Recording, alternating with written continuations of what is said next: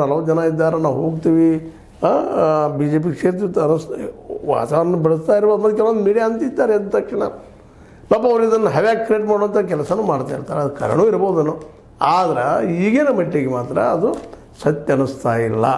ಅದರಲ್ಲೂ ಮುಖ್ಯವಾಗಿ ಸಿದ್ದರಾಮಯ್ಯನವರು ಮತ್ತು ಡಿ ಕೆ ಶಿ ಅವರ ಮಧ್ಯದಲ್ಲಿ ಹೊಂದಾಣಿಕೆ ನಿಶ್ಚಿತವಾಗಿಯೂ ಆಗೈತೆ ಅಂತ ಅನ್ನಿಸ್ತಾ ಇದೆ. ಯಾಕಂದರೆ ಮುಖ್ಯ ಈ ಮುಖ್ಯಮಂತ್ರಿ ಆಗಲೇಬೇಕು ಅನ್ನೋ ಹಠ ಅವ್ರ ಬಿಹೇವಿಯರ್ ನೋಡಿದಾಗ, ಅವ್ರ ಹೇಳಿಕೆಗಳು ನೋಡಿದಾಗ ಡಿ ಕೆ ಶಿ ಅವ್ರದ್ದು ಅನ್ನಿಸ್ತದೆ. ನನಗೆ ತರಾತುರಿ ಇಲ್ಲಪ್ಪ ಮುಖ್ಯಮಂತ್ರಿ ಆಗೋದು ಅನ್ನೋಂಥ ಮಾತು. ಅದ್ರ ಜೊತೆಗೆ ಏನಪ್ಪ ಅಂದ್ರೆ ನಮಗೆ ವೇದ ವಾಕ್ಯಪ್ಪ ನಮ್ಮ ಸಿದ್ದರಾಮಯ್ಯರ ಮಾತುಗಳು ಅನ್ನುವಂಥ ಮಾತುಗಳು, ಜೊತೆಗೆ ನಮ್ಮ ಹಿರಿಯರವರು ಅವ್ರು ಹೇಳಿದಾಗ ನಾವು ಪಾಲಿಕೊಂಡು ಹೋಗ್ತೀವಿ ಅನ್ನುವಂಥದ್ದು, ನಾವು ಸಹೋದರರು ಅನ್ನುವಂಥ ಮಾತುಗಳು ಮಾತಾಡೋದು, ಇವೆಲ್ಲ ಗಮನಿಸಿದಾಗ ಇಬ್ಬರಲ್ಲೂ ಒಂದೇನೋ ತಿಳುವಳಿಕೆ ಬಂದದ, ಅಂಡರ್ಸ್ಟ್ಯಾಂಡಿಂಗ್ ಬಂದದ.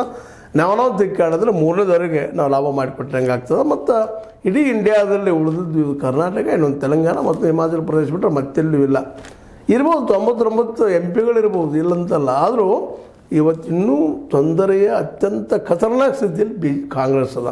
ಕಾಂಗ್ರೆಸ್ ಇವತ್ತು ಹೇಳ್ಬೇಕಾಗಿತ್ತಪ್ಪ ಅಂತಂದ್ರೆ ತನ್ನದೇ ಅಂತ ಒಂದು 150-200 ಸಮೀಪ ಆದಂಥ ಒಂದು MP ಬರುವವರೆಗೆ ಮಾತ್ರ ಸುರಕ್ಷಿತ ಅಂತ ಹೇಳಿಕ್ಕೆ ಸಾಧ್ಯ ಇಲ್ಲ.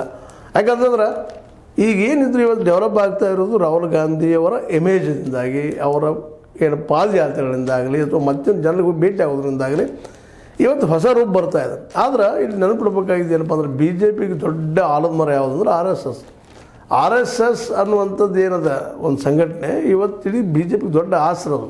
ಹೀಗಾಗಿ ಅದನ್ನು ಕಿತ್ತಾಕ್ಕೊಂಡು ತೆಗೆದುಕೊಂಡು ಹೋಗುವುದು ಯಾರಿಗೂ ಸಾಧ್ಯ ಇಲ್ಲದಂಥ ಮಾತು. ಮತ್ತು ಇವತ್ತಿನ ಎಲ್ಲ ನಾಯಕರು ಹೆಚ್ಚು ಕಡಿಮೆ ಇದು ಕಾಂಗ್ರೆಸ್ ಬಿಟ್ಟು